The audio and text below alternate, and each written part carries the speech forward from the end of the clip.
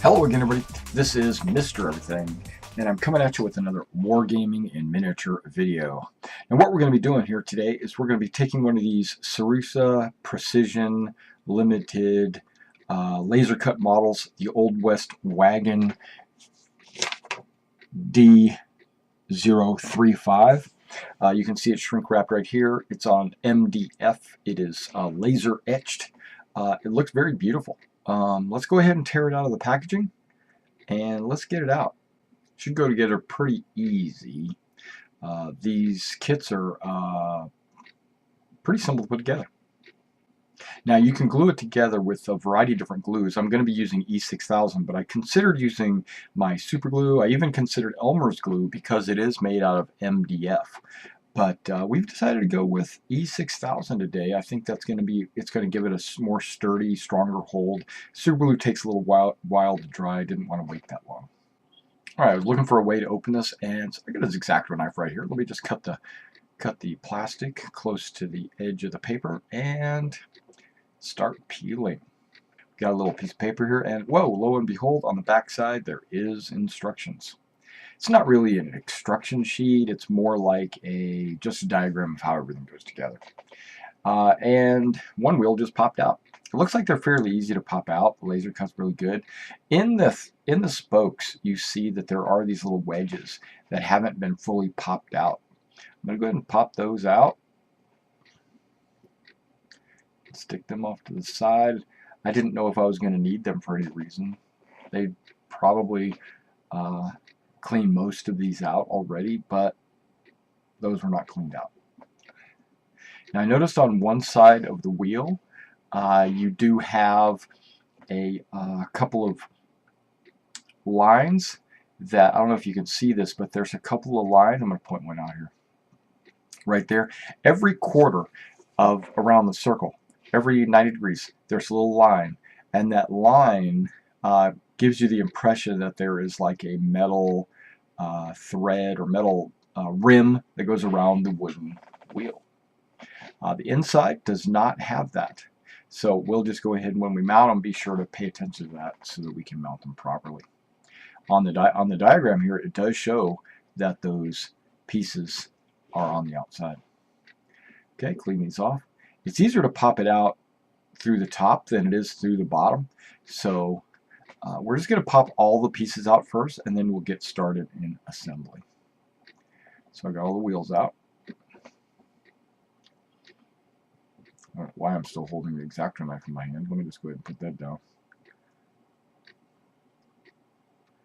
There looks like one of the pieces at the front or the back. You can kind of see how it's already etched. And that there's actually a little ridge there. So if you were to wind up going back and painting, it would, if you washed it or dry brushed it, it would go down inside those little cracks there, and you'd get a better, you would actually see that there is a little bit of texture there. But I'm not going to do that because I think this MDF looks very much like wood, and so there's no need to do that. Now, if there were some metal pieces or something like that, sure, I might go back and paint those metal pieces like those handrails right there. But other than that, everything looks really good. The holes are pretty much already popped out. That's the front and the back of the bed. That is the back side of the seat.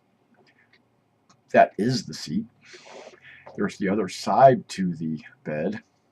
There's this real long thin piece there. I'm not going to pop it out right now.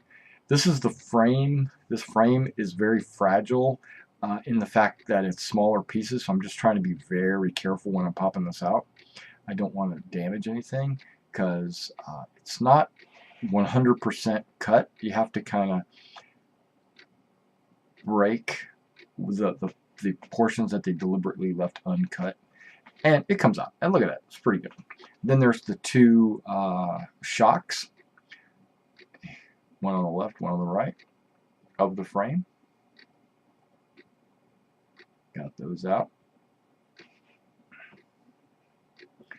Okay. It's being a little difficult.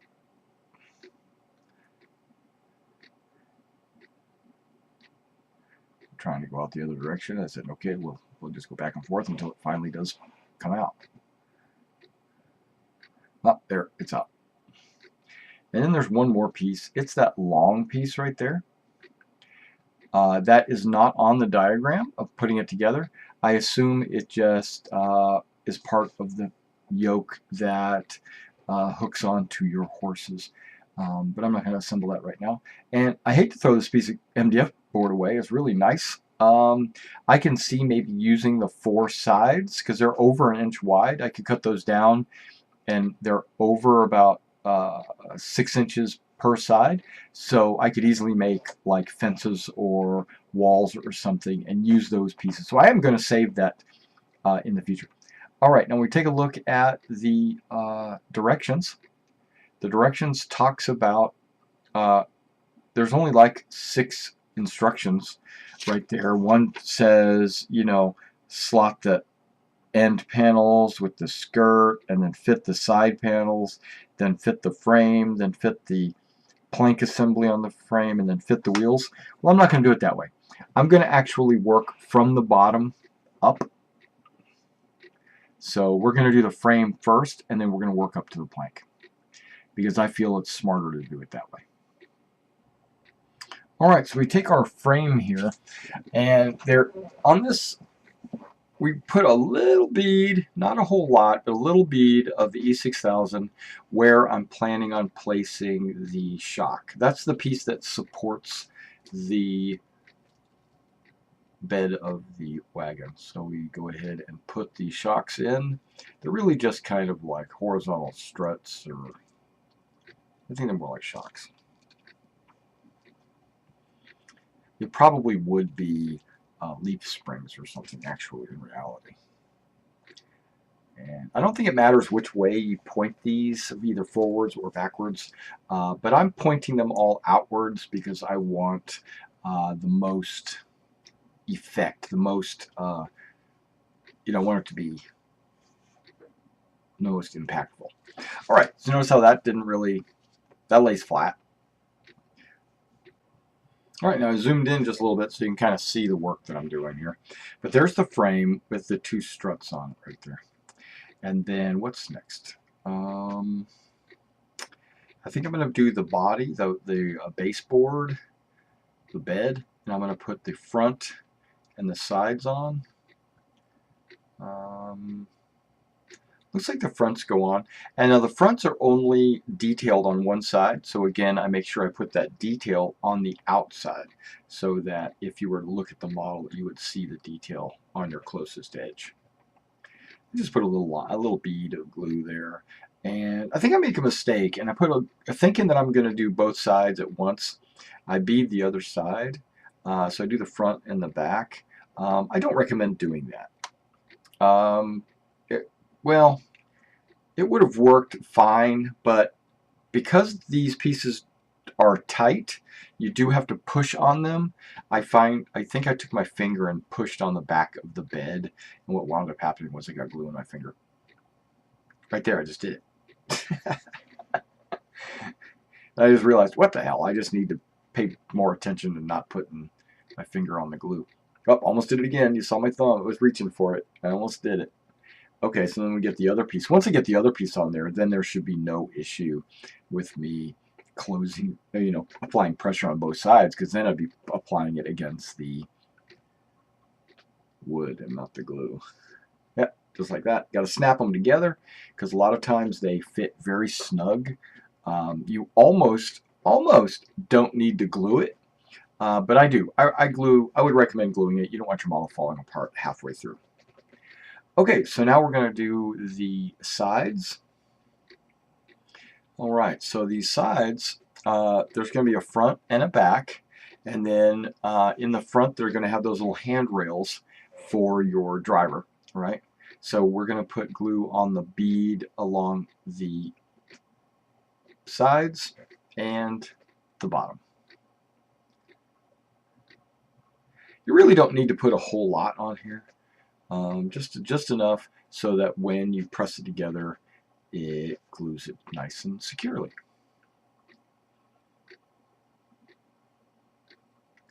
Let me give you a little heads up. There is a mistake that I make here. It's nice and tight. That's no problem. I fit this together, fit the front 2 pegs, and then I fit the back 2 pegs in.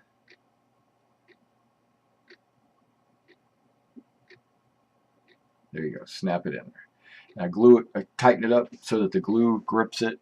Okay, great. No problem so far. Now I apply glue to the other side.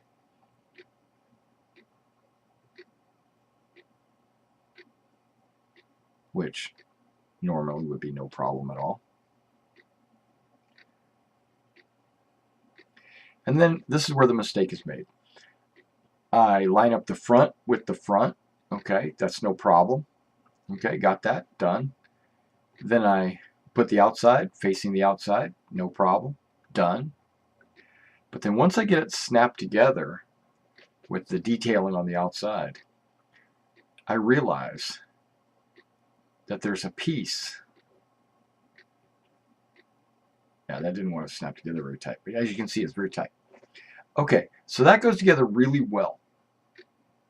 And there's no glue coming out of the edges or anything. But then there's the seat.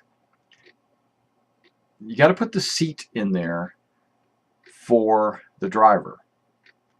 And the seat connects to both sides, on the inside of both sides, and I just messed that up. So I realized, I said, okay, whoops, I messed that up. Okay, what am I going to do? Because this goes inside there. Oh, crap. Okay, so so what I do is I will go ahead and apply the glue to the 2 side pegs, you know, the ones that are going to go into the side walls. And then I have to open it slightly, like pulling the top piece off. There you go. Sliding that down in there, and then now fitting it back together again with that extra peg hole. Luckily, everything wasn't glued together super tight, super fast. Now remember to put that seat with the hole, with the slot facing backwards, because that is what glues onto your back rest for your drivers.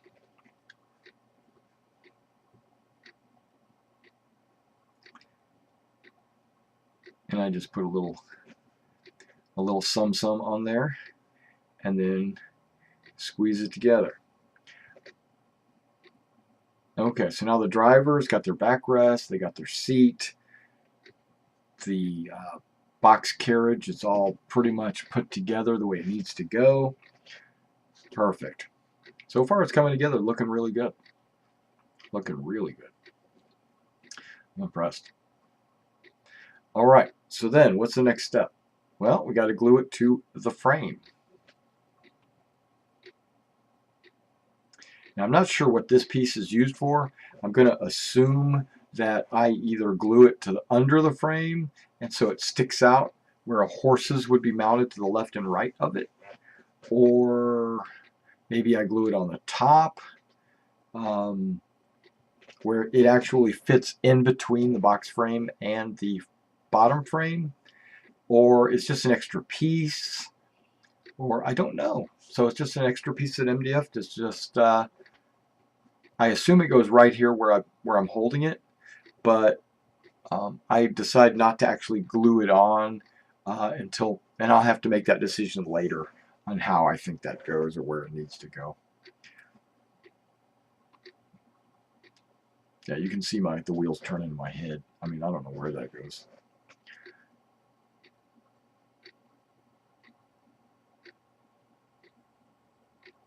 I mean, you would think that they would have made a slot or something for it to squeeze into, but they didn't.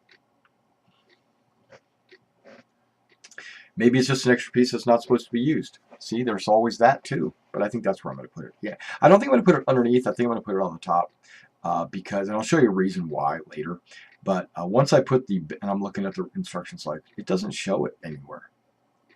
You know, it doesn't show that extra long piece sticking out anywhere.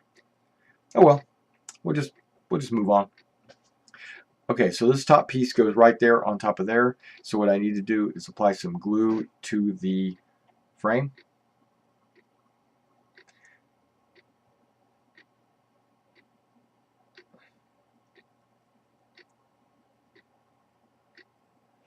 And then we line up the holes, front in the front, hopefully.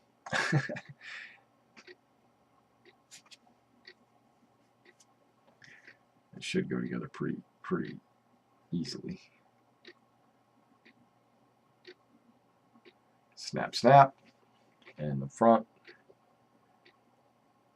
Snap, snap. Perfect.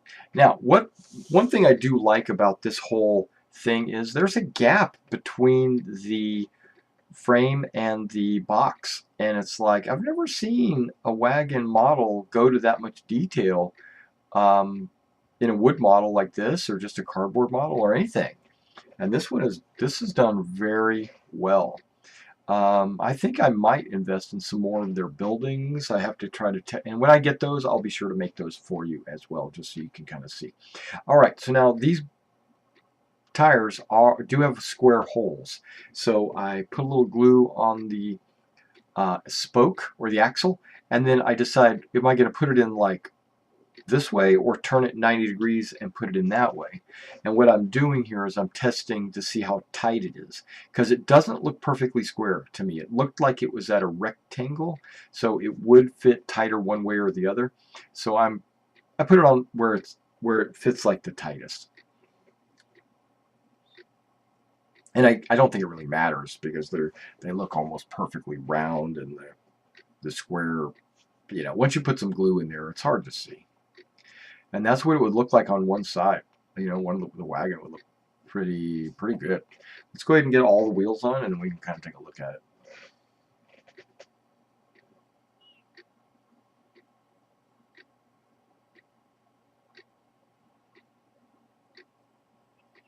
Yep, just putting glue on the axles, and which side is the outside, found the outside, then put it on there. Because remember, on one side of the wheel there's these extra cuts, and on the other side of the wheel there's not those extra cuts. And the wheels they're not as tight as they probably should be, so there's a possibility I may mount it on a base or something. I was originally got this to be used during my D&D game, because I'm going to use this as just a wagon that the players own. So that's what we're going to use it for. It's a one-horse wagon for them, but this thing is built so that it could be carried or drawn by 2 horses or more if you've got more horses, depending on if you want to use that long pole. Let me go grab a couple of horses. I'll be right back. Alright, now after looking through some of my models, I found a couple of Warhammer horses here and some bases. I was thinking I would just put the bases in front to kind of show you what I found, but then I stumbled upon these 2 horses here in my D&D stuff. Now this is what I was thinking the players were going to do, is put 1 horse right in the middle, and that would be fine. And then if I was to glue this between the frame and the box, it would actually fits in there nice and snug, and then I could have it just sticking out like so, and then I could take that 1 horse and I could straddle it. But I was thinking to myself, that just looks stupid. You know, it shouldn't be hanging below the horse. The horses should be on the left and right of it, you would think, right? So I put a couple of these Warhammer Fantasy horses. Yeah, and that does look kind of cool like that, a 2-horse wagon, you know, and then it just happens to be a knight in armor, you know, sitting on his horse. But yeah, that looks pretty good just like that. Right now, if you look closely at the wheels, they are not lined up. That's because they do move around a little bit until they dry. And that's why I think I need to line them up perfectly and then set it off to the side so that they dry better. Because right now they move around if you play with them. Because this glue, this E6000 glue that I'm using, it does take a couple of, it does take like 24 hours to dry. Fully anyway. They say like 30 minutes to be 30 minutes to be where you can handle them. Okay, so I grabbed a model or 2 with the 20mm base. So just like Hail Caesar or Warhammer Fantasy, there's humans with 20mm bases. and I figured that this would sit in the wagon. There we go. I figured it would fit in the wagon, so I wanted to see exactly if that 20mm base, how it sized up. All right, so it sits on the seat and rests on the front of the wagon, so it kind of sticks out a little bit. There's not enough room to put two 20mm bases side by side. If you had driver models, yes, you could put two side by side, but that 20mm base makes it too big. And you can put two models in the back in 20mm. You probably could get 25mm bases in there, but two miniatures in the back, no problem, and that would be the wagon right there. All right, thanks for coming out and checking out this video.